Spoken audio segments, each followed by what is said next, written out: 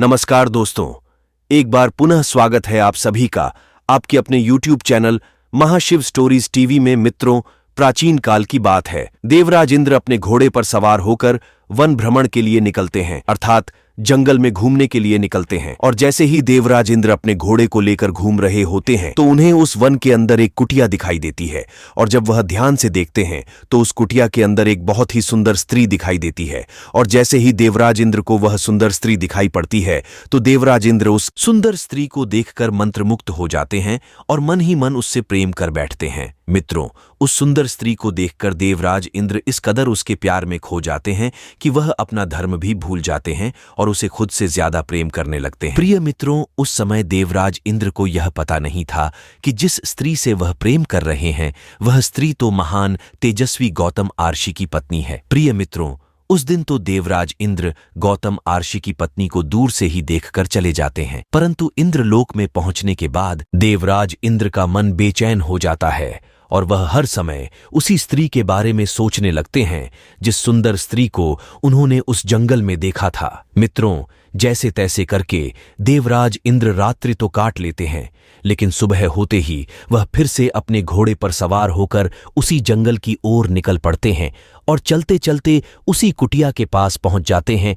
जहां वह एक दिन पहले आई थे। और उस कुटिया के पास पहुंचकर गौतम आर्षि की पत्नी अहिल्या को जी भरकर निहारने लगते हैं, लेकिन इस बात का पता न तो गौतम आर्षि की पत्नी अहिल्या को होता है और न ही गौतम आर्षि को होता है कि देवराज इंद्र उन्हें छुप छुप कर देख रहे हैं। गौतम आर्षि की गिनती महर्षियों में आती है। वह बहुत ही महान तेजस्वी संत थे।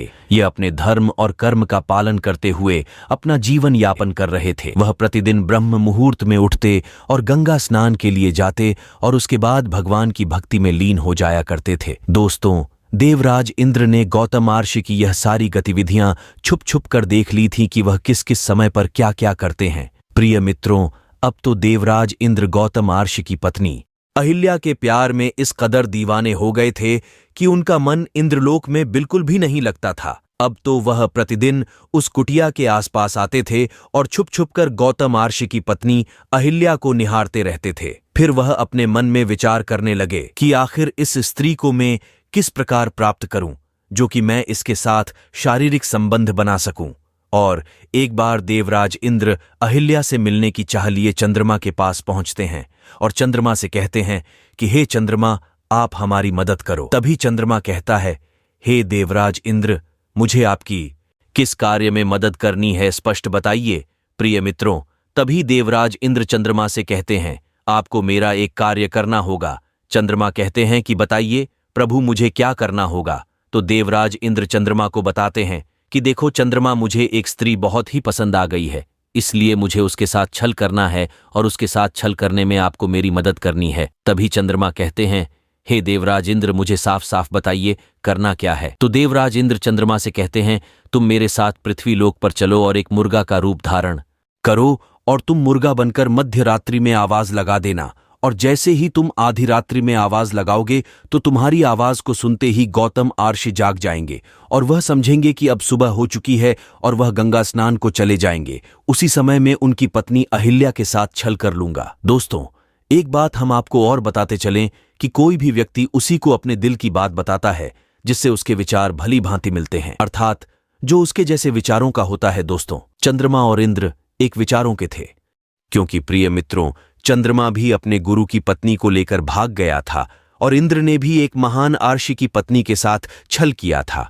दोस्तों, दोनों के विचार एक जैसे थे। मित्रों, अब यह दोनों ही पृथ्वी लोक पर जाते हैं और गौतम आर्षि की कुटिया के पास जाकर छुप जाते हैं।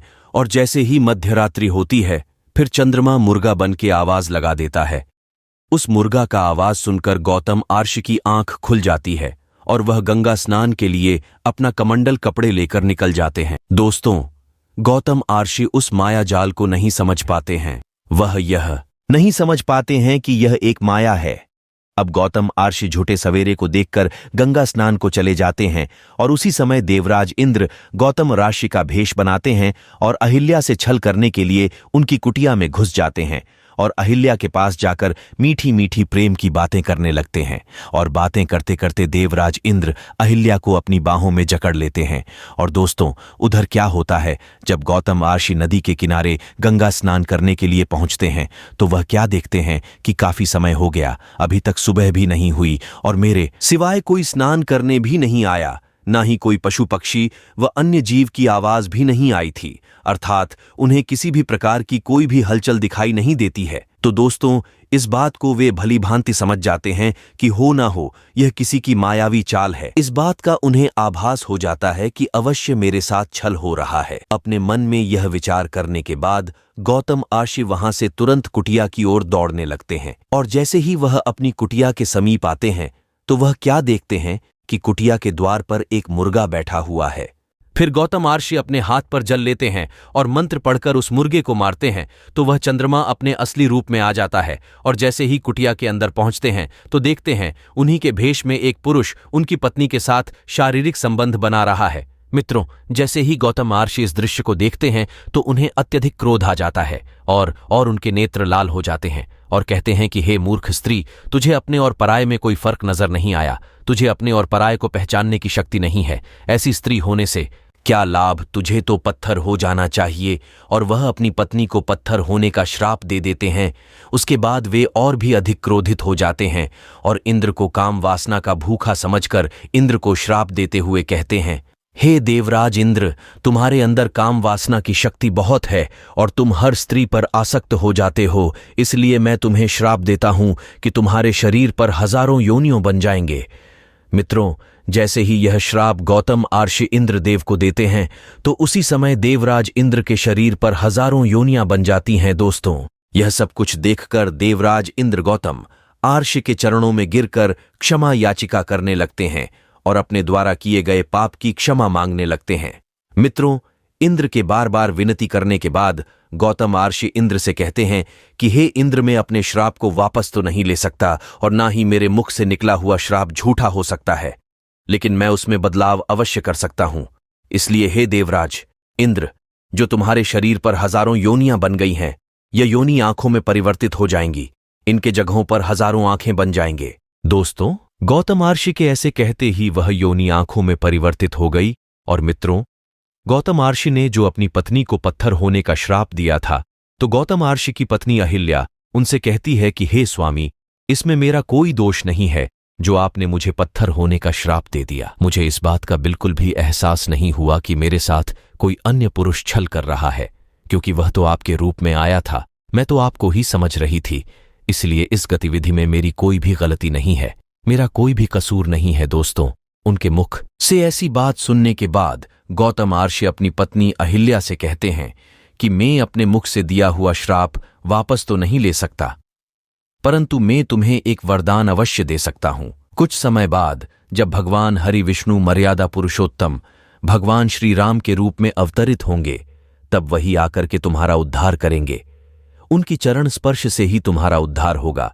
उनके चरणों से स्पर्श होते ही तुम पुनः उसी रूप में आ जाओगी। दोस्तों, इस प्रकार से काफी समय व्यतीत हो जाता है और भगवान श्री हरि विष्णु मर्यादा पुरुषोत्तम श्री राम के रूप में अवतरित होते हैं और अवतरित होने के बाद अपने गुरु के साथ उसी स्थान पर पहुंचते हैं जिस स्थान पर गौतम आर्षि की पत्नी अहिल्या पत्थर की सीला बनी हुई थी। तो वह अपने गुरु से पूछते हैं कि हे गुरुदेव, यह पत्थरनुमा स्त्री कौन है? तो उनके गुरुजी बताते हुए कहते हैं, हे राम, यह गौतम आर्षि की पत्नी अहिल्या है और वर्षों पहले से आपकी प्रतीक्षा कर रही है कि आप यहाँ आए और इनका उद्धार करें। मर्यादा पुरुषोत्तम भगवान श्री राम अपने चरण उस शीला से छुआते हैं और वह शीला एक स्त्री के रूप में परिवर्तित हो जाती है, अर्थात अहिल्या का उद्धार हो जाता है। दोस्तों, स्त्री बहुत ही भोली होती है और उसे प्यार का लालच देकर के आसानी से वश में किया जा सकता है। हर स्त्री अपने पति से यही उम्मीद करती है कि उसका पति उससे प्यार करे, उसकी इज्जत करे, और अगर कोई स्त्री को प्यार नहीं मिलता तब जाकर वह प्यार के लालच में प्यार पाने के लिए किसी और पुरुष के साथ संबंध बनाने लगती है। तो मित्रों, यदि आपको यह वीडियो पसंद आई हो तो प्लीज आप इस चैनल को सब्सक्राइब अवश्य करें, वीडियो को लाइक करें और दोस्तों, सच्ची श्रद्धा से कमेंट में जरूर लिखें, जय श्री राम, जय हनुमान। साथ ही देवों के देव हर हर महादेव सदैव आप पर अपनी कृपा बनाए रखें। प्रिय मित्रों, वीडियो को अंत तक देखने के लिए धन्यवाद। जय श्री राम।